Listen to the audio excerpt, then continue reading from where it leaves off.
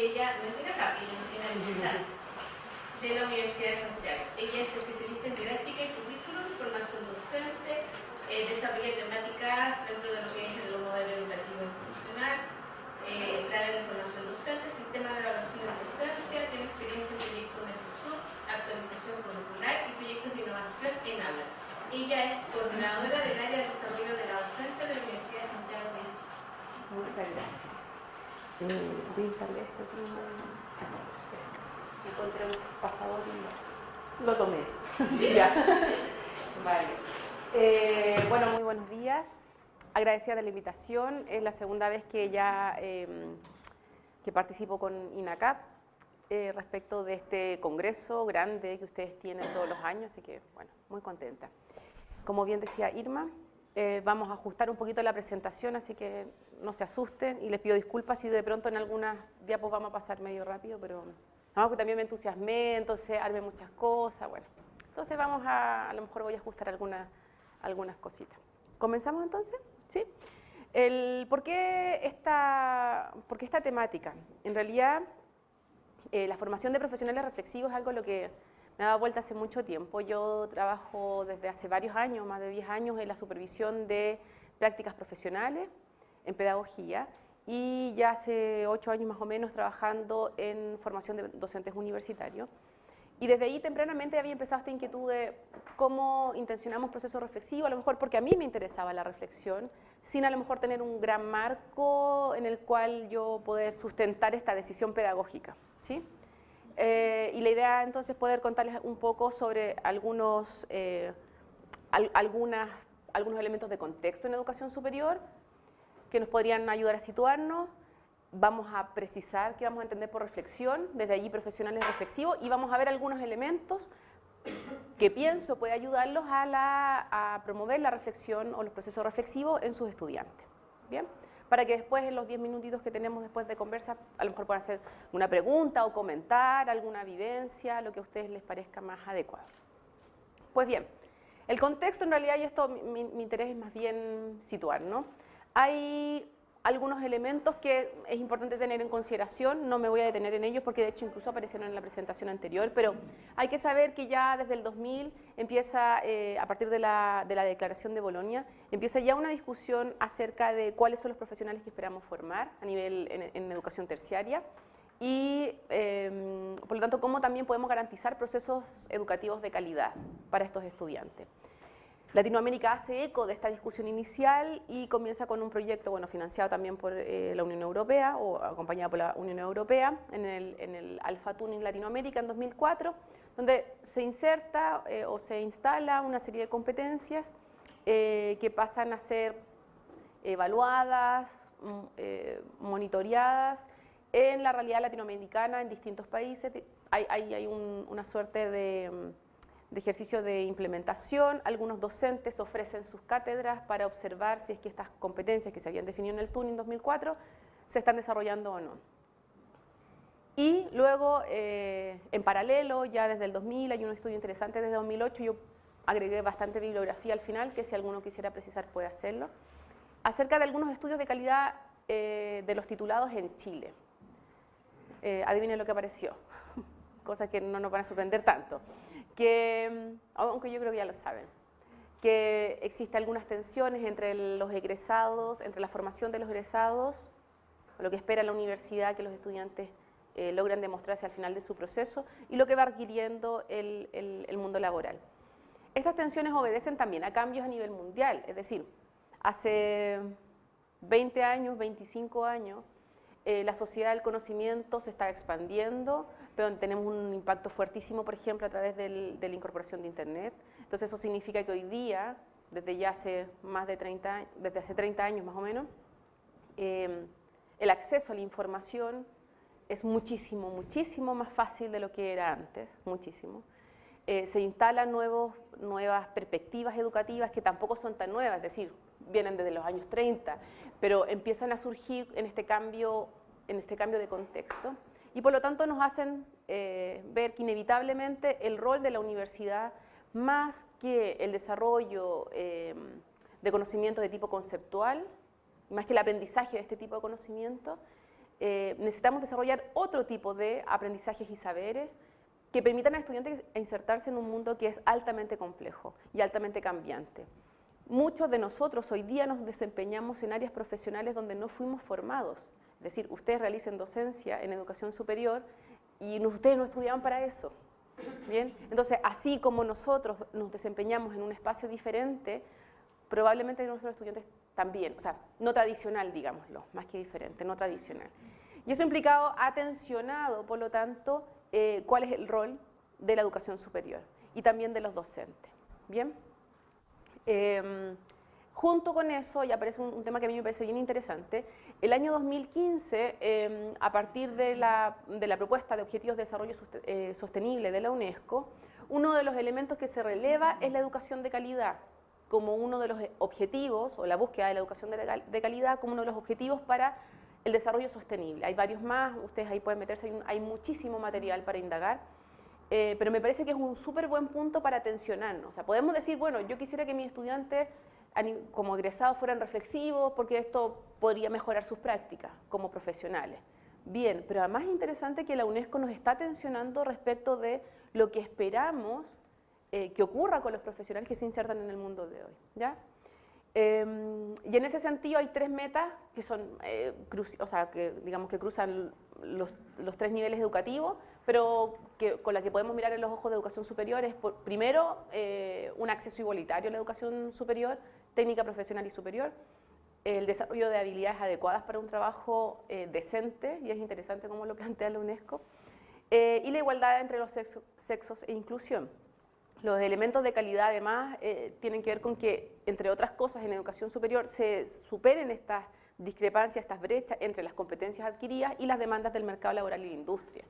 Y la UNESCO además enfatiza en que estas demandas se insertan en un contexto social, local y regional muy diverso, al cual como profesionales esperamos que los estudiantes puedan insertarse de una manera crítica y también activa, ¿bien? No como profesionales pasivos ante lo que ocurre en el mundo, sino que tomando una posición. Y ahí es donde la reflexión nos hace aún más sentido, o al menos a mí. Respecto de la calidad, me gusta mucho esta declaración, me gustaría que se dieran el tiempo de leerla.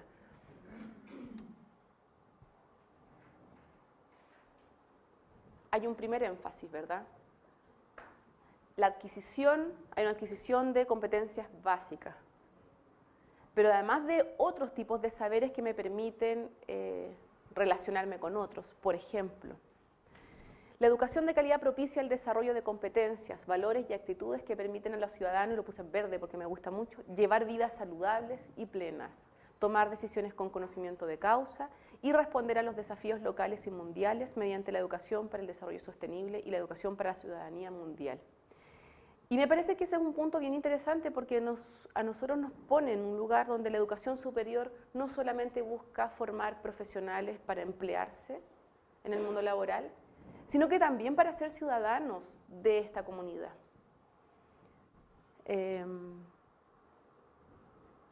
Lo dejo ahí, porque, bueno, da un par de vueltas.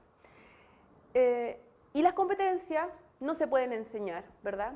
Requieren ser aprendidas en un proceso de acción, en la experiencia y en la reflexión. Muchos saberes, bueno, todos los saberes, pero sobre todo aquellos que implican cambios de tipo procedimental y actitudinal, requieren vivenciarse y también requieren observarse, ¿ya? Se modelan por una parte, pero también requieren cierto ejercicio. Y la acción educativa implica direccionar o intencionar algunas discusiones o tensiones. Entonces, vamos a mirar, entonces, qué vamos a entender por reflexión. Es difícil esta definición, al igual que otros procesos de tipo cognitivo, no está tan resuelto cómo funciona el cerebro. Entonces, esta respuesta es difícil. Uno de los primeros que se adentra en esto es John Dewey, en los años 30. Él habla de reflexión, indagación, tal vez sea la mejor traducción para el inquiry.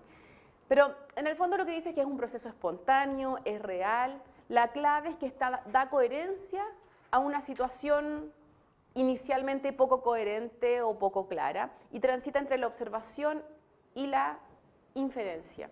Por lo tanto, tenemos un sujeto que observa una situación, pero lo más importante para Dewey es que dialoga con la situación, de hecho así lo plantea. Dice que el sujeto le pregunta cosas a la situación y la situación le responde, es decir, la tensiona. No en términos concretos, no es como que responda a la situación, pero va mostrando información de vuelta, ¿ya? Y aquí la clave está en el análisis, que es la descomposición, y en la síntesis, que permite situar los hechos en un contexto y los vincula. Entonces, esta ya es la primera definición con la que nos movemos. Podemos decir, oye, es bien antigua. Sí, es bien antigua, pero Dewey no pasa de moda, ¿eh? Es un gran filósofo estadounidense. Esta es una definición que pienso que es la más, es como la más básica. Bien, es la más básica y se centra respecto a lo que le ocurre al sujeto que aprende. Y por otra parte, hay otro autor que puede ser que lo conozcan, que es Donald Chon, y él especifica los procesos reflexivos en profesionales. Él se dedica a estudiar cómo lo hace, sobre todo al principio con arquitectos, diseñadores, gente del área de salud, y después con las pedagogías, las ingenierías y otras. En el fondo él dice, ¿cómo hace el profesional para resolver lo que tiene que resolver? Porque el profesional se enfrenta a situaciones problemáticas que no tienen forma y que no pueden ser enseñadas directamente. Uno no aprende en la universidad cómo resolver esas situaciones porque esas situaciones no son exactas. Por lo tanto, la clave está en clarificar estas situaciones mediante la reflexión, que pueden tener implicancias en la acción o no. Por eso es que habla de reflexión en la acción, que son estos procesos que uno realiza durante la ejecución de tu profesión e implican cambios en la acción, ¿sí? Implica resolver algún problema, alguna tensión in situ.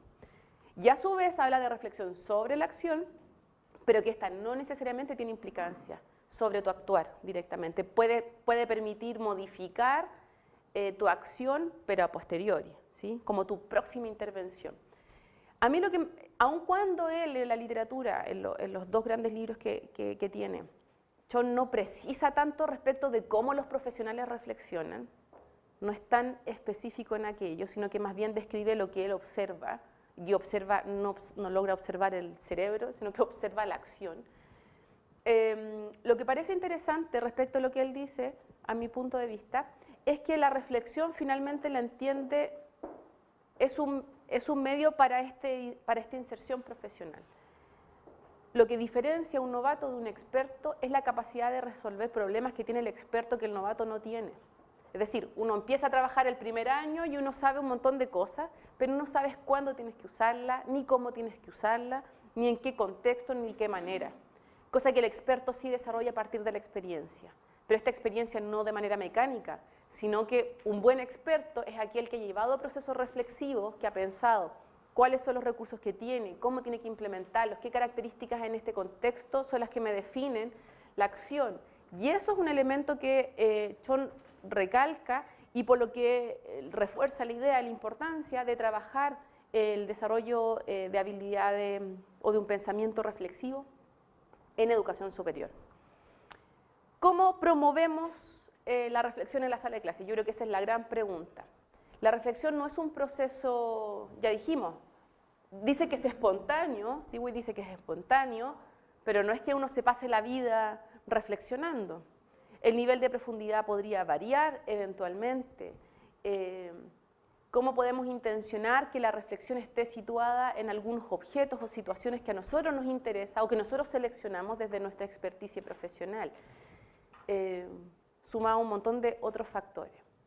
Entonces, lo que yo más bien quiero es contarles o presentarles algunas formas en que la literatura lo ha desarrollado, pero también la experiencia, el conocimiento práctico que ya tenemos en la formación de profesores, de docentes universitarios, que son formas donde uno podría pensar en incorporar o en tensionar la reflexión. Como lo dije al principio, hoy día, o los últimos 20 años, nos situamos en un cambio de paradigma educativo, que si bien no es nuevo, se instala con fuerza en la medida que suponemos un cambio de roles, ¿ya? Suponemos un cambio de roles primero porque el aprendizaje en sí mismo cambia la comprensión del aprendizaje. Hoy día, y lo sigue reforzando la investigación, el aprendizaje es un proceso de construcción, y es un proceso de construcción de tipo individual, que se media o que se nutre desde la relación con otros. No lo puedo hacer sino desde una perspectiva más bien socioconstructivista y sociocultural. Se nutre de la relación con otros, pero es un proceso que le pasa a cada uno. Por lo tanto, no es una actividad de tipo receptiva. Yo no aprendo cuando recepciono. Aprendo cuando construyo y reconstruyo sobre las bases que tengo. Y en eso el rol de los otros o de los pares o de un agente significativo como puede ser el docente es fundamental, porque yo necesito poner de acuerdo el significado que tengo sobre algo. ¿Sí? Esa es la clave del aprendizaje como lo entendemos hoy día. Necesito tener un significado compartido respecto de un objeto, un concepto, un proceso, y darle un significado. Ese significado se lo doy darle un sentido a partir de lo que yo ya conozco, mi experiencia sobre ello. Si ese es el aprendizaje, el rol del docente cambia. Ya dijimos que dejaba de ser el transmisor de contenidos, porque hoy día el contenido está. Sabemos que en la sala de clase el estudiante uno está diciendo una cosa y el estudiante dice, a ver, vamos a ver, chequea ahí en el celular. No, profe, aquí dice que no. Bueno, no sé si nos tocan de repente estudiantes tan inquisitivos, claro. Pero la información está disponible, tanta que nadie es capaz de leer toda la producción científica de su propia área. No es posible. Por lo tanto, el rol del docente pasa por ser capaz de identificar cuáles son las mejores ayudas que yo le puedo dar al estudiante para que acceda a ese aprendizaje. Es un facilitador, somos facilitadores para el aprendizaje, o sea, siempre pensando que la meta final es el aprendizaje. Entonces, en esa lógica hay que pensar que todas estas orientaciones, o de lo que quiero comentarles, están situadas en un proceso intencionado, ¿sí? Siempre que el docente intencione, y hay literatura ya que nos muestra que en la medida que el docente no sé si más, pero defina mejor su proceso de enseñanza-aprendizaje, lo regule mejor, genera estudiantes con mayor autorregulación. ¿Ya? O sea, si el profesor puede definir muy bien y comentarle al estudiante, esta es la hoja de ruta que vamos a seguir, el estudiante también mejora sus habilidades de autorregulación. Entonces, habíamos dicho, ¿para qué? Bueno, hay varios elementos, pero la reflexión permite tomar conciencia sobre el propio conocimiento. Hay un ejercicio para el aprendizaje en términos generales, ¿bien? Ampliarlo, transformarlo. Permite tomar mejores elecciones para el futuro, y esto tiene que ver con la reflexión sobre la acción, que es como yo observo lo que hice, mi ejecución, y sobre eso yo miro el futuro, ¿verdad? Promueve la resiliencia, el ingenio, o sea, me puedo enfrentar, o tengo más herramientas para enfrentarme a los desafíos. Puedo mejorar el compromiso y la actitud frente a ciertas situaciones porque me hago parte de esta situación o de esta realidad. Y comprender de nueva manera las situaciones de incertidumbres con las que me enfrento, buscar estrategias más efectivas para resolverlo, y por lo tanto, cuando se habla permanentemente de formar estudiantes o que nuestros egresados aprendan a lo largo de la vida, el aprender a lo largo de la vida va a pasar, entre otras cosas, por saber o por reconocer que hay cosas que no sé para hacer lo que tengo que hacer. Y eso implica también proceso reflexivo. ¿Bien? Entonces habíamos dicho que era un proceso continuo, en espiral, expansivo, que incluye una dimensión cognitiva, pero hay varios autores que también hablan de una dimensión afectiva. Es personal porque modifica esquemas y significados propios, comienza de una situación desafiante, problemática o desconcertante. No siempre la reflexión va a implicar un proceso de toma de decisiones. Y eso lo veíamos en relación a lo que planteaba Chon. La reflexión en la acción genera una toma de decisiones. Pero cuando yo realizo una reflexión sobre una situación, ya no tengo que tomar ninguna decisión. Puedo pensar en posibilidades para mi próxima implementación. Pero no siempre, y eso es importante, la reflexión no es la resolución de problemas, necesariamente. ¿Ya? Un punto importante. Otro punto, no siempre, aunque nos duela, permite vincular la teoría con la práctica. Y esto es porque muchas veces cuando observamos una situación que es incoherente o que es desconcertante, cuando tratamos de clarificarla, no siempre vamos a la teoría para hacerlo. Y de hecho hay varios estudios interesantes sobre, por ejemplo, comunidades de aprendizaje, en tutoría, donde los estudiantes reflexionan profundamente sobre las situaciones, pero no hay vinculación explícita a la teoría. ¿Ya? O sea, por lo tanto, si queremos que así ocurra, tendría que ser intencionado. No viene por defecto. La reflexión no necesariamente implica una vinculación teoría-práctica. Y por lo tanto, tampoco consiste en una secuencia consecutiva de pasos. Puede ser que este diálogo sea muy expedito, es decir, yo tomo la situación, la observo, lo analizo, la sintetizo y ya clarifico la situación confusa, pero también podría ser que yo vuelva atrás en más de una ocasión. ¿Bien? O si yo tengo más claridad, por ejemplo, respecto a ciertos elementos teóricos, a lo mejor voy desde la síntesis al análisis y luego la síntesis. O sea, no existe una ejecución única. ¿Por qué lo digo? Porque si queremos que alguno de estos elementos se cumplan o ocurran en la sala de clases, es importante entonces intencionarlos. Si pensamos en la reflexión dentro de la sala de clases o dentro del aula, yo aquí puse algunas estrategias, pero por poner, no sé, ¿ya? Dentro en un contexto de exposición docente dialogada, en una ABP, en caso, en proyecto, en aprendizaje y servicio, en laboratorio o en la que sea, o sea, si yo tengo un diseño pedagógico definido, hay distintas formas donde yo podría incorporar la reflexión. Ya habíamos dicho que la reflexión era un proceso de diálogo con una situación confusa. Entonces, podría ser el aprendizaje o el desarrollo de alguna estrategia en particular. O sea, ese podría ser mi objeto de análisis, ¿sí?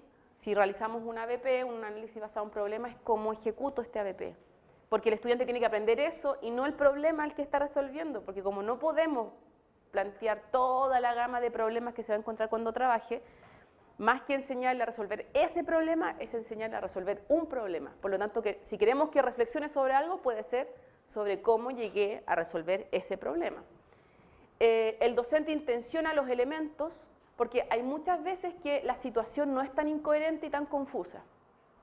Es como, no sé si les ha pasado, pero a veces uno hay alguna situación y uno cree que los estudiantes la reflexionan o reflexionan sobre ella. Pero el estudiante no la observa y no entra sobre ella. Y es muchas veces porque no identifica elementos incoherentes o no hay nada confuso, no hay nada sobre lo que reflexionar. Entonces nuestro trabajo también podría consistir en poner tensiones para ver que efectivamente se va haciendo incoherente o se va haciendo confuso, o qué es lo confuso que tiene, qué es lo raro de esta situación, por qué nos hace ruido. Cuando traemos situaciones profesionales a la sala de clase, sobre todo en los primeros años, cuando el estudiante tiene menos conocimiento de lo que será su desempeño profesional, les cuesta mucho identificar situaciones incoherentes. ¿No le parece anormal que ocurra, no sé, que un estudiante, no sé, es que yo trabajo mucho con pedagogía, pero hay situaciones en las que podrían no ver tensión, por lo tanto no entra a reflexionar. La reflexión va a ocurrir, ya dijimos que si bien era espontánea, qué sé yo, pero va a ocurrir cuando a mí me haga un clic. Entonces a veces el profesor tiene que intencionar eso. Y por lo tanto los estudiantes pueden analizar su propio actuar, pueden establecer los pasos para la próxima sesión o la próxima ocasión en que lo realicen. Esto en términos genéricos, para ver un ejemplo.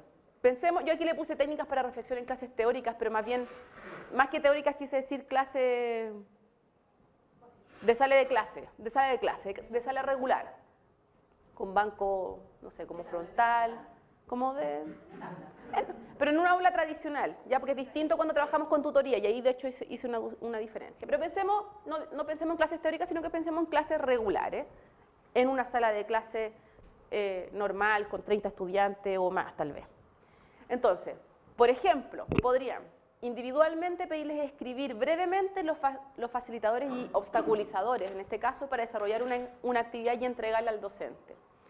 El ejercicio de escritura es un ejercicio muy importante para promover la reflexión, porque me permite de alguna forma tomar un poquito de distancia sobre aquello que estoy vivenciando, ¿verdad? Y me obliga a explicitarlo de manera coherente, cosa que en ocasiones no ocurre de manera natural, ¿bien? Por otra forma, podría ser en parejas que resolvieran preguntas de cómo lo hicieron, qué fue lo más difícil, qué fue lo más fácil, cómo lo harías diferente si lo hicieras otra vez, ¿bien? y explicitar, por ejemplo, instancias de auto y coevaluación en base a criterios preestablecidos por el docente. Esto es importante porque los criterios los definen ustedes. Ustedes tienen que orientar sobre qué quieren que reflexionen. Es muy difícil reflexionar sobre algo que no me es familiar, ¿bien? Y el estudiante podría reflexionar sobre cosas además que no queremos. Entonces, el proceso de enseñanza y aprendizaje por defecto es una acción intencionada. Queremos que el estudiante aprenda lo que yo estoy enseñando, no que aprenda otras cosas, ¿ya? En este espacio formal, porque por algo es un espacio formal predefinido. Y con esto ya voy a ir cerrando un par de ideas. Profesora, lo que pasa, para transparentar un poco el proceso, a mí me acaba de llegar una información de nuestra jefa, los tiempos de ponencia van a ser respetados. Perfecto. Tiene media hora y después Ya. tiene minutos de pregunta y la otra persona también. Lo que se va a contar el tiempo del almuerzo, que va a ser de Perfecto. 2 a 3. Perfecto. Igual ya he apurado un poco la máquina, pero ahí tenemos más tiempo para conversar, ¿no? Así, toma aire y respira. Una 10 termina su exposición y Perfecto. de la 1:10 a la 1:20 la... Ni un problema. Entonces ahí podemos con calma abordar esto mismo. Hay algunas estrategias muy específicas, o, bueno, no son estratégicas, son más bien, perdón, no son estrategias, sino son más bien técnicas, que precisan indicaciones, ¿bien? Entonces, por ejemplo, están las one minute paper, le llaman los gringos, que en el fondo son preguntas de 1 minuto, pero en papel. Insisto, la gracia de que sean en papel es que el estudiante se ve obligado a organizar sus ideas, pero además usted les permite un feedback súper rápido, porque es distinto cuando en un papel pequeño le entregan una información. Entonces uno lo puede leer, o sea, si yo tengo un curso de 40, por ejemplo, rápidamente puedo ir organizando dónde están las cosas pendientes, por ejemplo. Entonces a mí me sirve como retroalimentación para mi clase y le permite al estudiante hacerse consciente de aquello que no sabe. Yo con eso puedo organizar y la próxima sesión partir, por ejemplo, con las cosas pendientes, ¿ya? Entonces, claro, me nutre a mí, mi docencia, pero lo mejor es que el estudiante lo obliga a sentarse a mirar lo que está haciendo. O, por ejemplo, en la relación con los otros, a veces yo no tengo tan claro cómo hice o ejecuté un procedimiento, no lo sé. Entonces, cuando yo le pido al estudiante que le diga, perdón, cuando el docente le pide al estudiante que trate de clarificar cómo ha hecho alguna actividad, si el estudiante todavía tiene dudas acerca de qué tan bien lo hizo, cómo lo hizo, es difícil que logre dar una respuesta. Y ahí una técnica infalible es la relación con los pares, porque además permite que aquel que eventualmente se está evadiendo o está saliendo de la clase, su cabeza está fuera en otro lugar, obliga a vincularse. Entonces, a veces uno se va, o porque está cansado, puede ser, pero también porque no me siento seguro, siento que lo que estoy haciendo no está tan bien, o ya di por perdida la asignatura. Entonces es una muy buena forma de vincular al estudiante. Y en la relación con los pares también permite entonces segurizarse. Ah, mira, yo lo hice así, o en realidad lo hice muy distinto. Y ahí empieza la duda. Profe, yo lo hice distinto, ¿está mal? Bueno, pero empezamos a movernos, involucrarnos. ¿Bien? Este es un ejemplo de autoevaluación.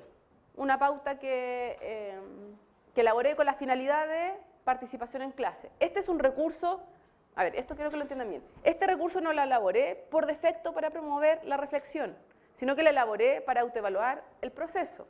Sin embargo, si yo trabajo con él intencionadamente, me permite trabajar la reflexión. ¿Bien? Porque en el fondo le pido al estudiante que a partir de participación en clases, que es mi objeto o situación confusa, se observe si es que participa activamente. O sea, aquí yo defino lo que quiero que observe. ¿Bien? Por lo tanto, este elemento yo lo puedo utilizar para la reflexión.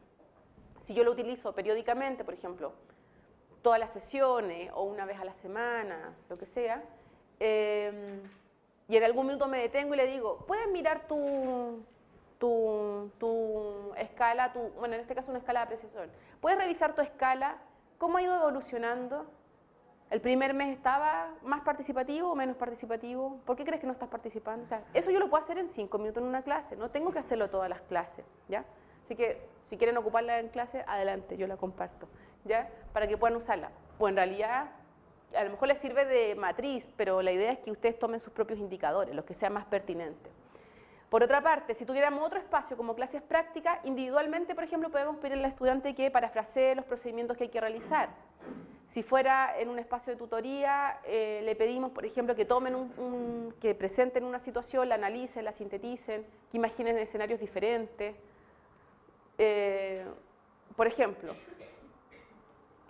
si analizamos un incidente crítico de la práctica, para aquellos que trabajamos en último nivel, tomamos una situación incoherente, confusa, un dilema más bien, analizamos los factores que inciden en ella, sintetizamos y proponemos una solución a este dilema.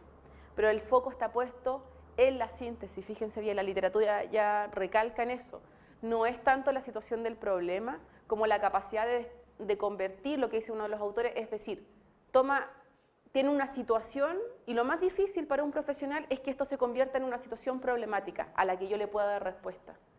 Ese proceso, o sea, es decir, de la evidencia, de lo existente, a la comprensión es lo difícil. Ya después resolverlo no es tan difícil como esto. Y es interesante porque yo con mis estudiantes en la práctica, por ejemplo, siempre me centraba acá en el análisis, descomponer y en la solución. Y resulta que los procesos más profundos están dados por la síntesis. Y donde ahí yo puedo intencionar, por ejemplo, la vinculación con la teoría. ¿Bien? O sea, es decir, ¿qué me dice la teoría acerca de este tipo de escenarios?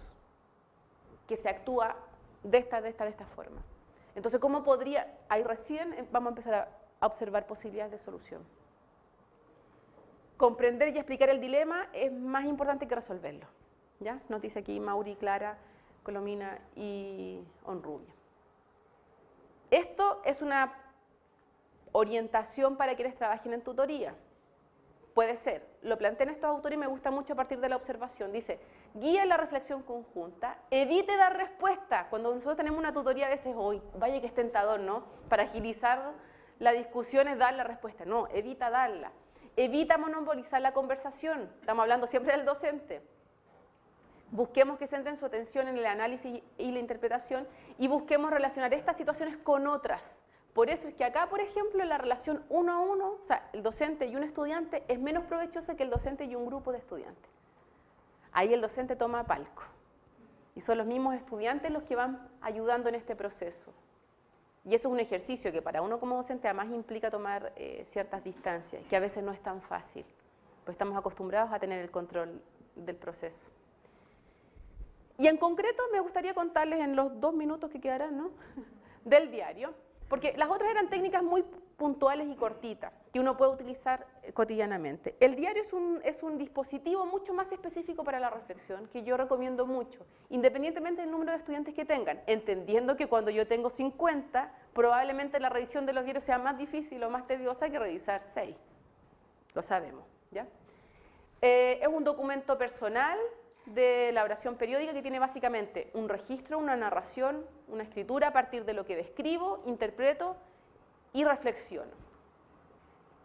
La escritura puede ser más o menos flexible, ¿verdad? Puede estar más o menos dirigido y de hecho hay bastantes estudios sobre espacios muy restringidos, como una ficha, y otros mucho más libres, pero me obliga, lo que hablábamos antes, me permite ir más allá de una simple percepción intuitiva porque me obliga a plasmar por escrito lo que estoy pensando.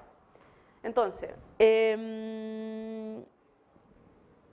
tipos de diario, por poner algo, por una forma de organizarlo. Los muy estructurados podrían ser como una ficha y el foco puede ser mucho más descriptivo y yo me centro en la finalidad está más bien en mirar este registro y la reflexión la puedo hacer sobre este registro continuo.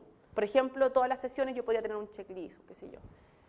Hasta uno más libre o poco estructurado, que sería de tipo más bitácora, más interpretativo, donde mi situación es más grande la que quiero analizar, ¿verdad? Como por ejemplo el desempeño profesional, estoy en una práctica, en clínica, en laboratorio, en lo que sea.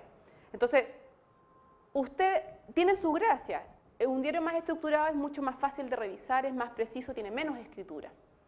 Ya, pero es que no es como tener un libro bitácora abierta, ¿cierto? Pero si yo tengo un curso de 40, a lo mejor no es mi opción esta. Ni siquiera esta, pero yo igual quiero trabajar reflexión. Entonces uno busca, como bien decía la expositora anterior, ¿verdad? Uno va buscando con los recursos que tiene, en el contexto que tiene, va innovando. ¿Ya? Si yo tengo un grupo más pequeño, a lo mejor puedo hacer un diario más tipo bitácora, más profundo, más... Bueno, la bitácora por defecto describe, pero la finalidad es ir entrando en alguna temática para poder discutir. Entonces, por ejemplo, de simple sería esto. por ejemplo, yo tuviese una tablita donde escriben, ¿cierto? Pero es muy preciso lo que escriben. Describe la actividad y dice que es lo más importante. Y yo en algún minuto le pido intencionar una mirada hacia atrás en el trayecto, decir dónde estuvo mejor, qué me costó, en fin. Si yo lo hiciera de otra forma, por entrada semanal en base a preguntas, podría buscar mecanismos que me faciliten la revisión. Entonces puedo tener una primera evaluación formativa, una segunda evaluación formativa, y así al final evalúo sumativamente y hago grupos. Entonces si tengo 30 estudiantes, para que el profesor pueda abordarlo, la primera semana, no sé, yo leo 10, 10 y 10 diarios. Y hago retro, y les pongo marco, yo les puse ya 200 palabras, no más. No, que estaba inspirado, no, 200 palabras, la profesora tiene que poder revisar, ¿ya? Para que tenga sentido, si no, no lo hacemos, ¿ya? Entonces esas son algunas de las posibilidades o ejemplos. Yo ahí tengo una rúbrica que, bueno, que se las comparto de ahí. Pero en suma, formar profesionales reflexivos porque enriquece la experiencia de aprendizaje en sí misma, ¿bien? Desarrolla otras habilidades cognitivas, siempre que se intencione desde la enseñanza. No ocurre, si bien es un proceso, nuevamente, es un proceso espontáneo, se intenciona con una finalidad. Promueve la innovación y favorece el desarrollo de la identidad profesional. Porque, sobre todo porque, lo que hablábamos antes, permite la comprensión del medio social, dónde estoy, cuál es el profesional que quiero ser y cuál es mi responsabilidad en ese contexto. No queremos estudiantes que vayan a trabajar con una anteojera si no mire lo que está pasando alrededor. Queremos estudiantes que se inserten. ¿Ya? No podríamos, el producto de nuestro trabajo, queremos que cuando en algún minuto nos encontremos con un estudiante a lo largo del tiempo, nos reconozca, nos haga sentir orgullosos, ¿verdad?, de su formación. Entonces, aquí hay una serie de referencias. Yo esta diapo, porque hice algunos ajustes a la que había enviado, la vamos a colgar en la página de la UNIE como parte de las actividades que hacemos. Yo vengo de la USACH, coordino el área de desarrollo de la docencia. Nos pueden seguir ahí en Facebook, tenemos algunas actividades abiertas como workshop y todo. Entonces, si es que alguien quiere la presentación, como estaba la rúbrica y que a lo mejor a alguien le puede servir de orientación. Siempre, los recursos siempre son una hipótesis, ¿eh? Los recursos y las actividades son una hipótesis. Cada uno tiene que ver cómo les funciona en su contexto o qué requieren ajustar. Así que ahí va a estar la información disponible por si la quieren en un par de días. ¿Bien? Así que si quieren ahora podemos conversar y dialogar.